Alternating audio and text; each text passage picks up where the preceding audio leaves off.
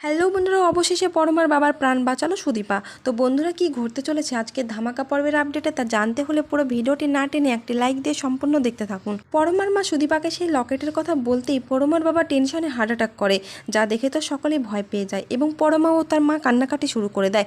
ঠিক সেই মুহূর্তে সুদীপা কোনো উপায় না পেয়ে বুকে প্রেস করে পরমার বাবার জ্ঞান ফেরায়, যা দেখে তো সকলেই চমকে যায়। এরপর ডাক্তার আসলে চেক আপ করে বলে যে উনি একদম সুস্থ।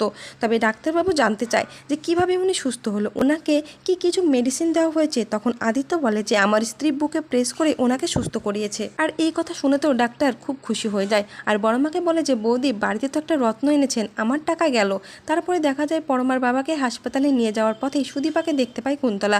তবে কুন্তলা ভেবেই পায় না যে সুদীপার আরেক বোন সুরূপা সে কোথায়। তাকে যে করে হোক না কেন আমাকে খুঁজে বের করতেই হবে, আর সূর্য ও দীপার রক্তবীজকে যেভাবে হোক আমাকে শেষ করতে হবে। তো বন্ধুরা, ভিডিওটি এই পর্যন্তই। আর পরবর্তী আপডেট সবার আগে পেতে অবশ্যই চ্যানেলটিকে সাবস্ক্রাইব করে রাখবেন।